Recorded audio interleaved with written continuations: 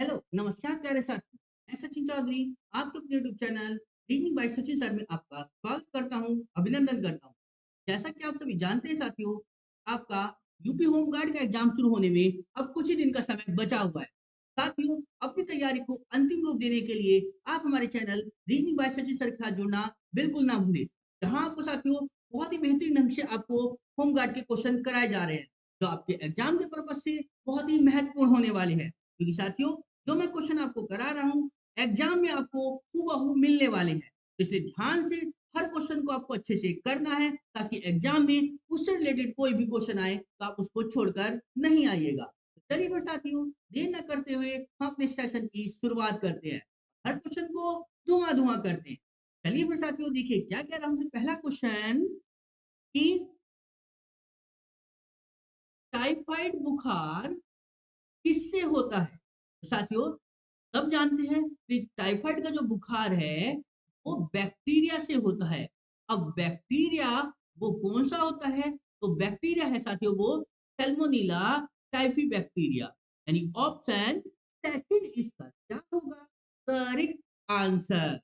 और इसी से क्या होता है साथियों? मोतीझारा जो होता है वो भी निकलता है। ठीक है ना? समझ में आई? तो पहले का आंसर क्या हो गया? सेकंड। तो चलिए फिर साथियों, अगला क्वेश्चन देखिए जरा क्या कह रहा है हमसे कि हाइड्रोजन को भविष्य का ईंधन क्यों कहते हैं? क्योंकि साथियों, हाइड्रोजन को भविष्य का ईंधन इसलिए कहा जाता है क्योंकि ये जलने पर क्या करता है? केवल जल बनाता है, प्रदूषण नहीं करता। इसलिए इसे भविष्य का क्या कहा जाता है? ईंधन कहा जाता है। साथियों, डायरेक्ट कई-कई बार ये भी पूछ लिया है कि बताइए भविष्य का ईंधन किसको कहते हैं? तो वो हाइड्रोजन को कहते हैं। ठीक है साथियों? तो इस चीज़ का ध्यान ज़रूर रखना कि भविष्य का ईंधन किसे कहते हैं? तो हाइड्रोजन को कहते हैं। क्लियर है साथियों? तो चलिए फिर यानी सेकंड का आंसर क्या होगा? बी इसका क्या हो जाएगा? Correct answer.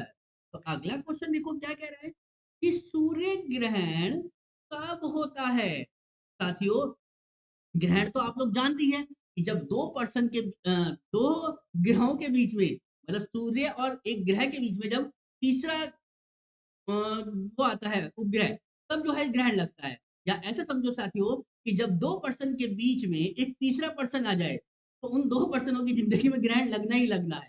ठीक है साथियों? तो यानी सूर्य ग्रहण कब होता है साथियों? कि जब सूर्य और पृथ्वी के बीच में कौन आए? चंद्रमा आए। ठीक है साथियों?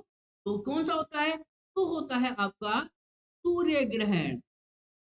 साथियों, यानी सूर्य और पृथ्वी के बीच में कौन आ जाएगा? ये चंद्रमा नामक प्राणी। ठीक है? तो यानी क्या बनेगा कि जब चंद्रमा सूर्य और पृथ्वी के बीच में आता है, तो क्या होता है? सूर्य ग्रहण होता है। और चंद्र ग्रहण कब होता है साथियों? तो चंद्र ग्रहण होता है आपका कि जब सूर्य और चंद्रमा के बीच में कौन आ जाए? पृथ्वी आ जाए। क्लियर है साथियों? तो आपका होता है फिर क्या? चंद्र ग्रहण। ठीक है ना? बात समझ में आई? बस आपको समझने वाला साथियों ये है कि जब चंद्र ग्रहण होता है ना, तो सूर्य और चंद्रमा होता है। ठीक है? तो सूर्य और चंद्रमा के बीच में क्या आएगा? पृथ्वी, तो चंद्र ग्रहण। और सूर्य ग्रहण तब होता है जब सूर्य और पृथ्वी के बीच में क्या आए? चंद्रमा आ जाए। क्लियर है साथियों? तो इसलिए इसको ध्यान रखना, क्योंकि दोनों में से एक पूछेगा जरूर। तो ऑप्शन क्या हो जाएगा इसका? सेकंड इसका क्या होगा? Correct answer. ठीक है साथियों? समझ में आया साथियों? तो चलिए फिर आगे बढ़िए अगले क्वेश्चन की और जरा देखो क्या कह रहा है हमसे। इलेक्ट्रॉन की खोज किसने की थी? तो इलेक्ट्रॉन की खोज साथियों किसने की थी? तो जे जे थॉमसन ने। यानी ऑप्शन सेकंड इसका क्या होगा? Correct answer. साथियों, यहाँ पर देखो तीन चीज होती है। ठीक है? एक तो होता है इलेक्ट्रॉन। ठीक है ना? एक होता है इलेक्ट्रॉन, एक होता है प्रोटॉन। ठीक है ना? प्रोटॉन। और एक होता है न्यूट्रॉन। समझ में आई साथियों? यहाँ पर क्या है, तीन चीजों के बारे में पूछा जाता है। ठीक है? इलेक्ट्रॉन, प्रोटॉन और न्यूट्रॉन। तो साथियों, एक यहाँ पर एक शॉर्ट ट्रिक होती है हमारे पास, क्या कि ईंट पर नाच। ठीक है, ईंट पर नाच। तो देखो साथियों, ई से क्या होता है हमारा, इलेक्ट्रॉन, ठीक है ना, ई से क्या होता है, इलेक्ट्रॉन, ठीक है, और टी से क्या होता है, इससे साथियों बस टेस्ट को याद रख लो, थॉमसन से, ठीक है, थॉमसन, थॉमसन बनेगा तो इसे थॉमसन से याद कर लेंगे हम, ठीक है साथियों। टी से क्या होता है, प्रोटॉन, ठीक है ना। आर से साथियों क्या होता है, रदरफोर्ड, रदरफोर्ड, कहीं कहीं सभी कभी कभी साथियों इसका गोल्डस्टीन भी एक जगह नाम आता है, ठीक है ना, तो इसलिए दोनों चीजों को याद रखना। और न से क्या होता है साथियों, आपका न्यूट्रॉन होता है, और च से क्या होता है, चैडविक, ठीक है साथियों।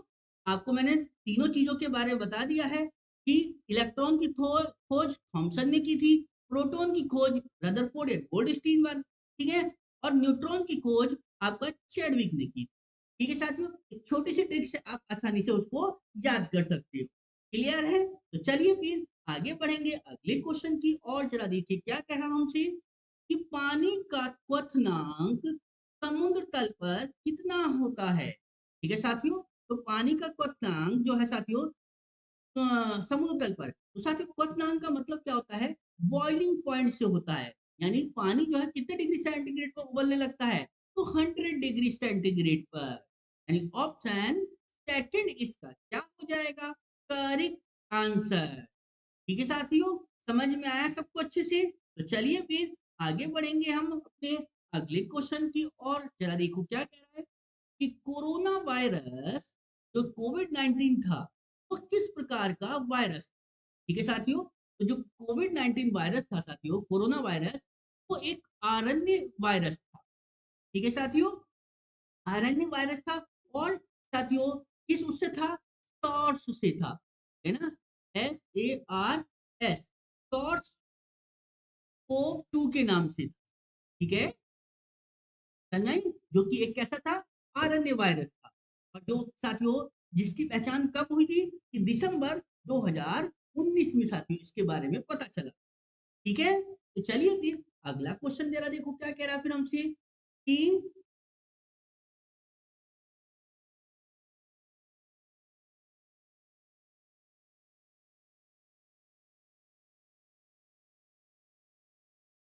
ठीक है साथियों, कि ड्रोन का पूरा नाम क्या है, ठीक है साथियों।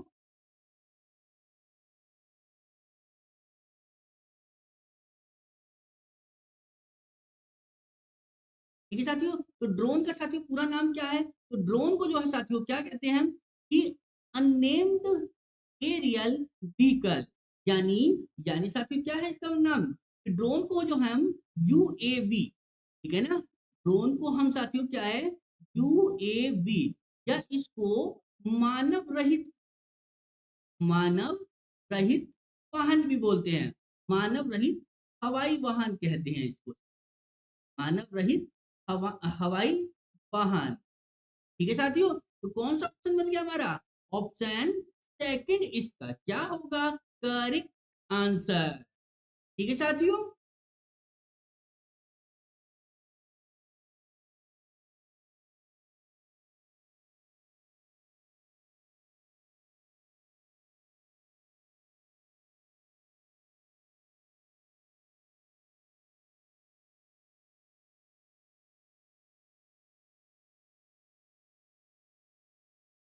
ठीक है ना साथियों, समझ में आया है। तो चलिए फिर आगे बढ़ेंगे अगले क्वेश्चन की और, जरा देखिए क्या कह रहा हमसे अगला क्वेश्चन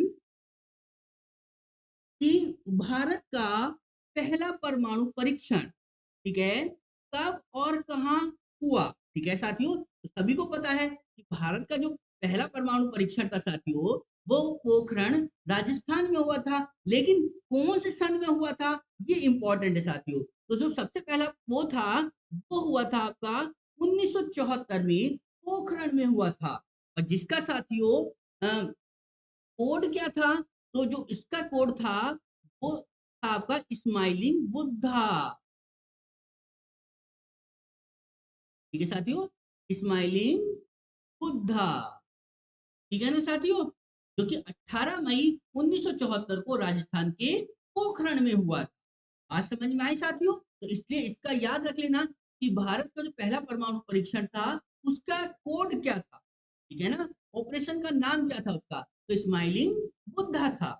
ठीक है साथियों? तो चलिए फिर अगला क्वेश्चन देखो क्या कह कह रहा है हमसे कि स्वतंत्र भारत के प्रथम प्रधान शिक्षा मंत्री कौन थे? तो जो स्वतंत्र भारत के साथियों पहले प्रथम शिक्षा मंत्री थे आपके मौलाना अबुल कलाम आजाद जी।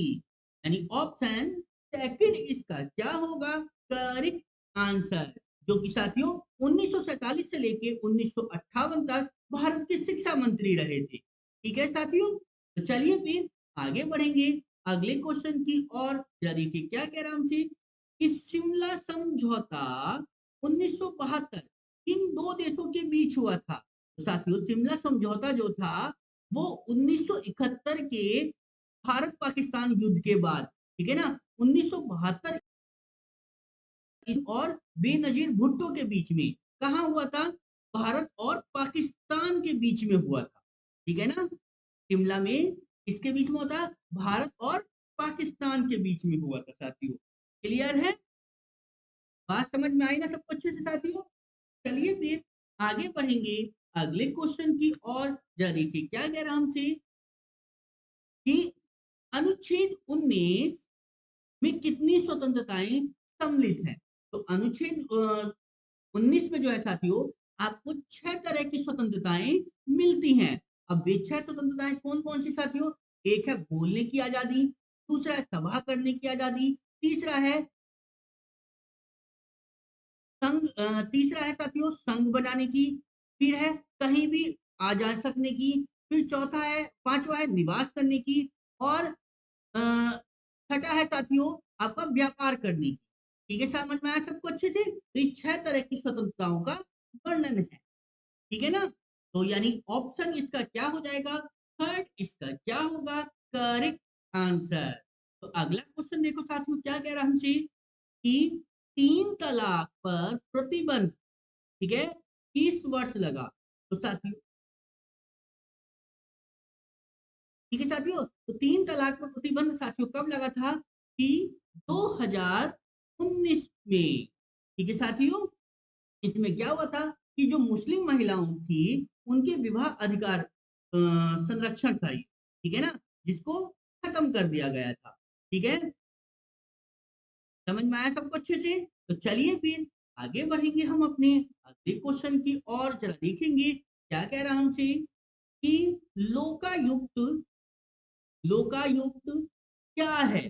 तो लोकायुक्त क्या होता है साथियों? तो लोकायुक्त का जो साथियों काम होता है वो राज्य स्तर का भ्रष्टाचार विरोधी लोकपाल होता है। ठीक है ना? तो यानी कौन सा है?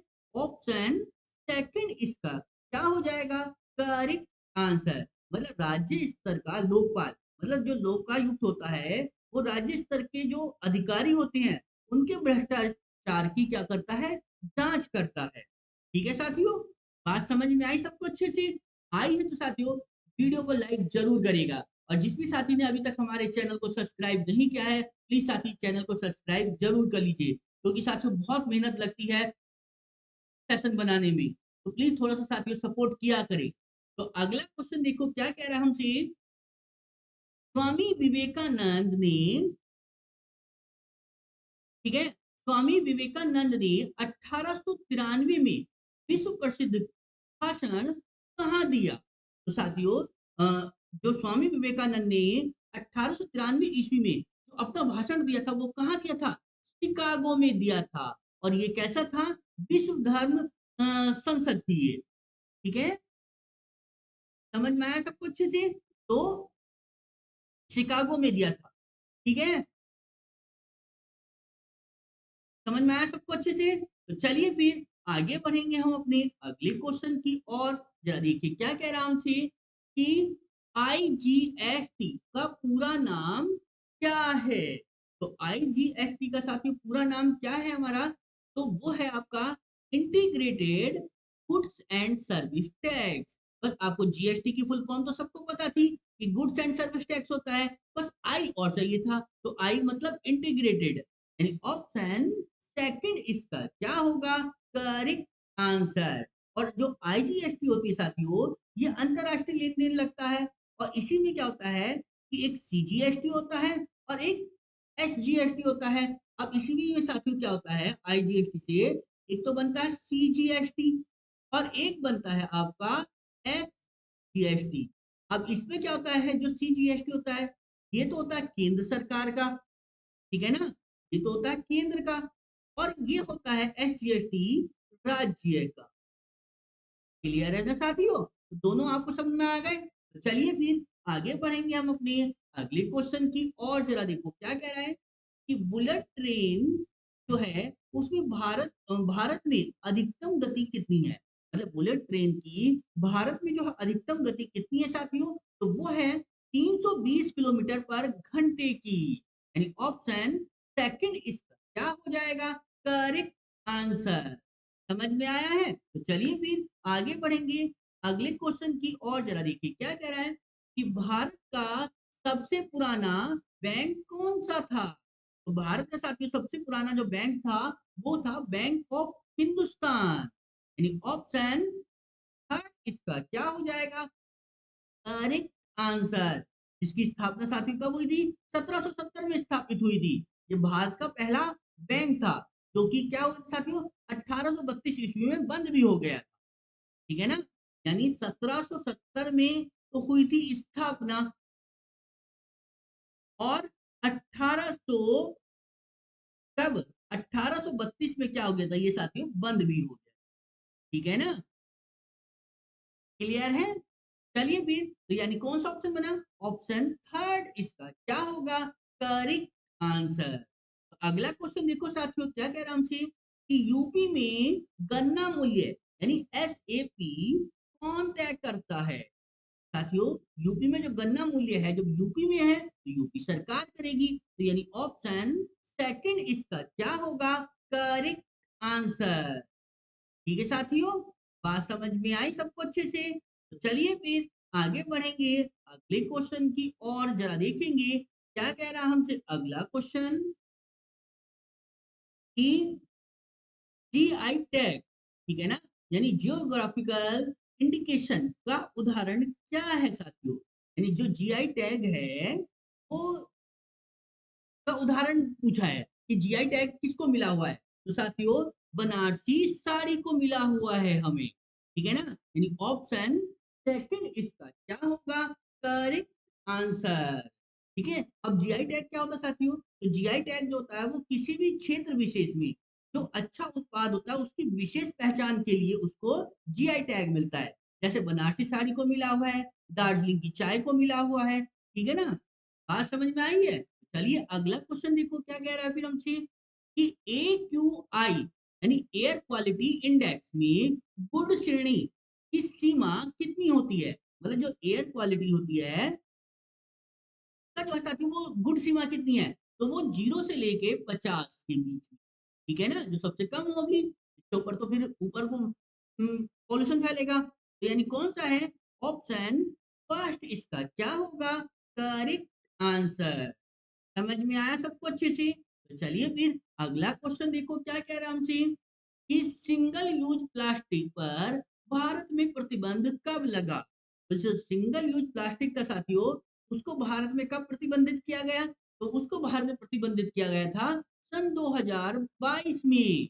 यानी ऑप्शन थर्ड इसका क्या होगा, करेक्ट आंसर। यानी साथियों 1 जुलाई, ठीक है ना, सन 2022 को क्या करा था, सिंगल यूज प्लास्टिक पर क्या कर दिया था, बैन कर दिया। ठीक है ना, समझ में आया। चलिए फिर आगे देखो क्या कह रहा है हमसे कि विंध्या और सतपुड़ा पर्वत श्रृंखलाओं के बीच कौन सी नदी बहती है। ठीक है साथियों, तो विंध्या और सतपुड़ा पर्वत श्रृंखलाओं के बीच में कौन सी नदी है, तो वो है साथियों आपकी नर्मदा नदी है जो इन दोनों पर्वतों के बीच में बहती है। तो कौन सी है, नर्मदा नदी। यानी ऑप्शन सेकंड इसका क्या होगा, करेक्ट आंसर।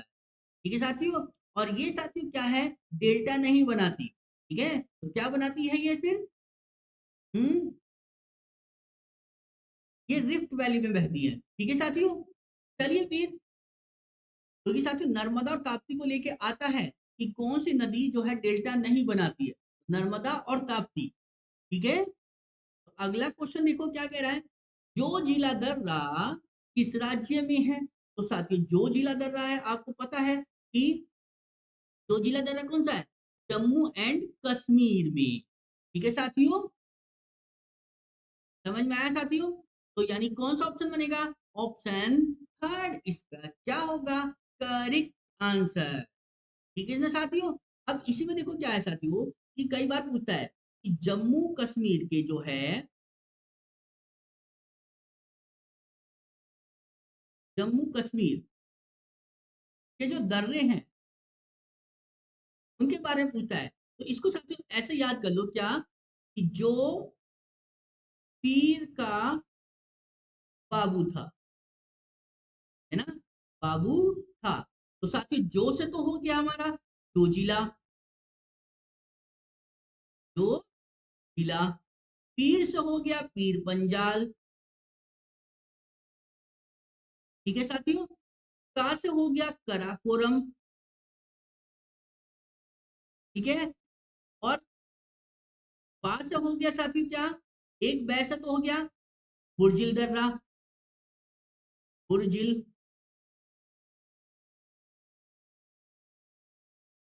ठीक है, और एक से हो गया बनियाल। ठीक है, समझ में आई साथियों? तो ये ऐसे थोड़े थोड़े शॉर्ट में अगर शॉर्ट ट्रिक बना लोगे तो ये आसानी से याद करने हो जाएंगे आपके लिए। ठीक है ना?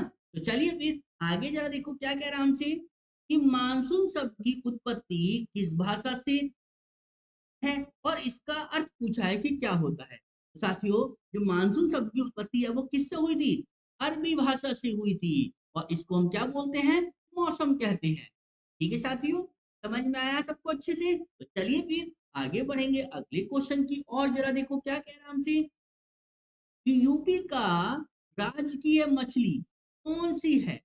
साथियों यूपी की जो राजकीय मछली है वो कौन सी है, तो वो है साथियों मोई। ठीक है ना, यानी ऑप्शन सेकंड इसका क्या होगा, करेक्ट आंसर। ठीक है साथियों, ये यूपी की राजकीय मछली है। ठीक है साथियों, तो अगला क्वेश्चन देखो फिर क्या कह रहे हैं, कि यूपी में पीलीभीत टाइगर रिजर्व कब स्थापित हुआ। तो यूपी में जो पीलीभीत टाइगर रिजर्व साथियों कब बना था, तो ये बना था सन 2014 में, यानी ऑप्शन थर्ड इसका क्या होगा, करेक्ट आंसर। और पीलीभीत की जो साथियों सीमा है वो आपके नेपाल बॉर्डर से लगती है, नेपाल बॉर्डर से लगती है। क्लियर, समझ में आई? और ये बाघों के लिए क्या है, रिजर्व है। समझ में आया है? तो चलिए फिर अगला क्या कह रहा है साथियों, तो नोएडा का पूरा नाम क्या है। साथियों नोएडा का पूरा नाम आप सभी को जानते हो, अभी नोएडा में जो है अभी हंगामा वही हुआ है कि सैलरी को लेकर।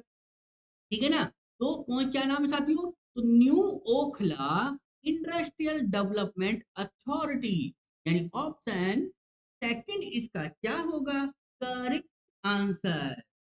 ठीक है साथियों, बात समझ में आई सबको अच्छे से? और नोएडा की स्थापना कब हुई थी साथियों, तो नोएडा बना था आपका 1976 में, यानी ऑप्शन सेकंड इसका क्या होगा, करेक्ट आंसर।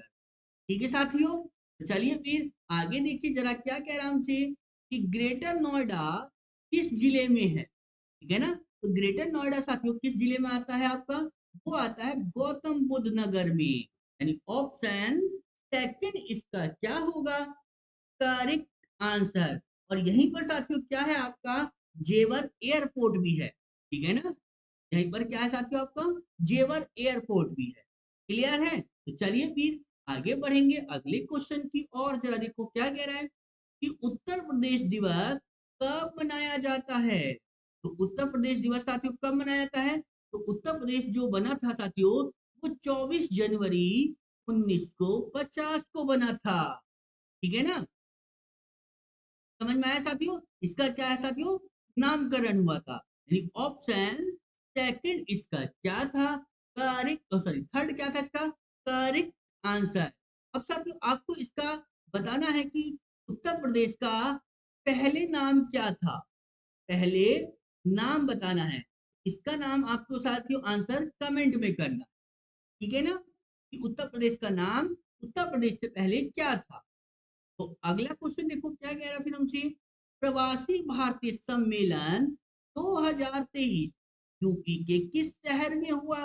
तो साथियों यूपी के किस शहर में हुआ था प्रवासी भारतीय सम्मेलन, तो वो हुआ था वाराणसी शहर में, यानी ऑप्शन सेकंड इसका क्या हो जाएगा, करेक्ट आंसर। ठीक है साथियों, बात समझ में आ रही है, चीजें समझ में आ भी रही है साथियों, तो थम्स अप जरूर कर दिया करो बीच बीच में।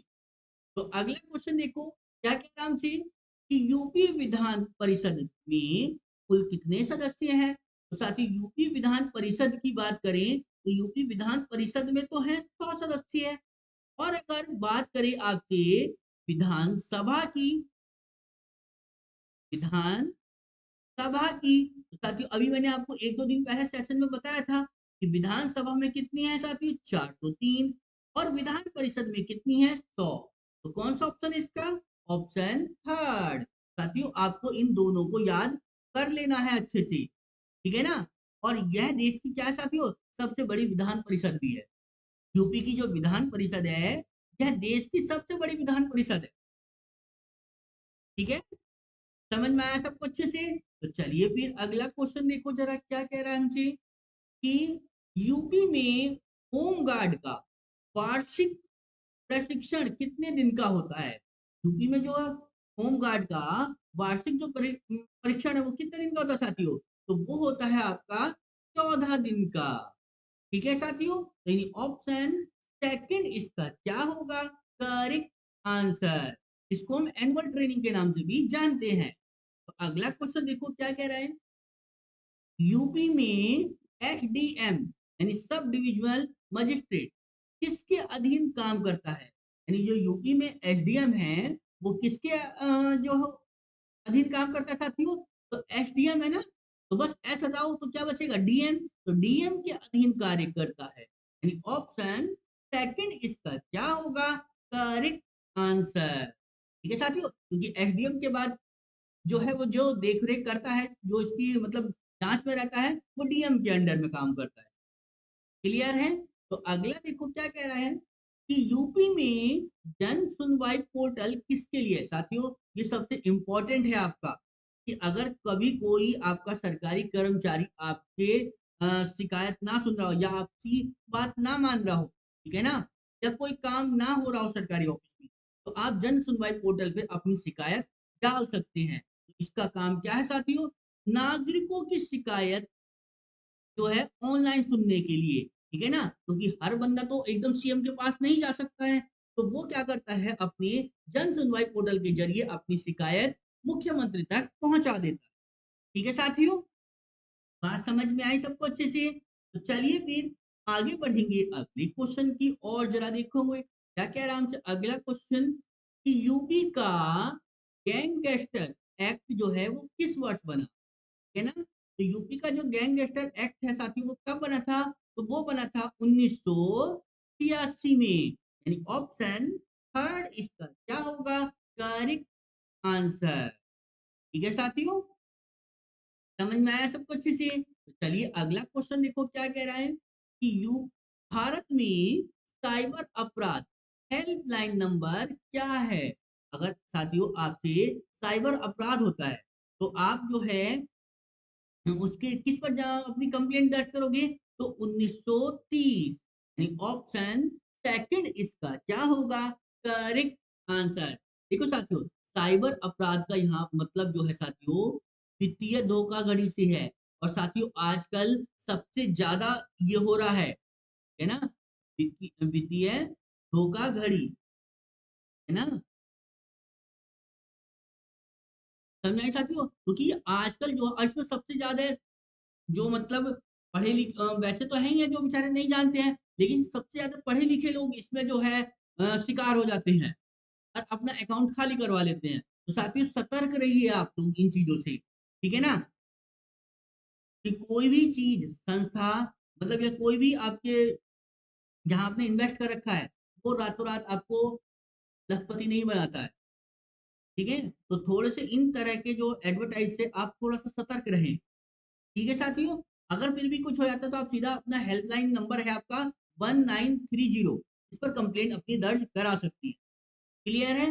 अगला देखो क्या कह रहा है फिर हमसे, आईपीएस भारत की किस श्रेणी की सेवा है? साथियों ये मैंने अभी आपको एक दिन और बताया था कि जो आईपीएस है ये भारतीय अखिल भारतीय सेवा की जो है एस श्रेणी में आता है। और इसी में साथियों जो है आपका तीन तरह की सेवा है, एक तो आईएएस होती है, एक आईपीएस होती है और एक आईएफएस होती है। ये तीन तरह की जो है आपकी अखिल भारतीय सेवा होती है। ठीक है साथियों, IAS Indian administrative service, IPS Indian police service और आईएफएस इंडियन फॉरेन सर्विस। ठीक है ना, समझ में आया? तो अगला क्वेश्चन देखो क्या कह रहा है फिर हमसे, कि भारत की सबसे लंबी स्थलीय सीमा किस देश के साथ लगती है? तो भारत की जो साथियों सबसे लंबी स्थलीय सीमा जो है किस देश के साथ लगती है? तो वो लगती है बांग्लादेश के साथ। यानी ऑप्शन थर्ड इसका क्या होगा करेक्ट आंसर। अगर हम बात करें किलोमीटर में तो साथियों लगभग 4156 किलोमीटर, है ना? ये जो है जो सीमा है वो भारत मतलब बांग्लादेश को साथ लगती है। ठीक है साथियों, समझ में आई? चलिए फिर आगे बढ़ेंगे अगले क्वेश्चन की और, जरा देखो क्या कह रहा है, पाकिस्तान की राजधानी क्या है? साथियों पाकिस्तान की राजधानी क्या है?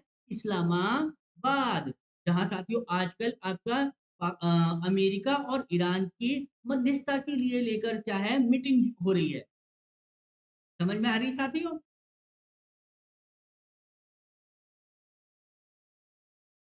ठीक है साथियों, पहले इसकी राजधानी क्या थी पाकिस्तान की? वो थी कराची। बाद में बदलकर इसको क्या कर दिया गया? इस्लामाबाद कर दिया गया। ठीक है साथियों, तो चलिए फिर आगे बढ़िए। अगला क्वेश्चन देखो क्या कह रहा है हमसे, कि प्रधानमंत्री स्वनिधि योजना, ठीक है, यानी पीएम स्वनिधि किसके लिए है? तो पीएम स्वनिधि साथियों किसके लिए है? तो वो है आपके रेहड़ी पटरी वालों के लिए, है ना? वो किसके लिए है? टेढ़ी पटरी वालों के लिए है। यानी ऑप्शन सेकंड इसका क्या होगा करेक्ट आंसर।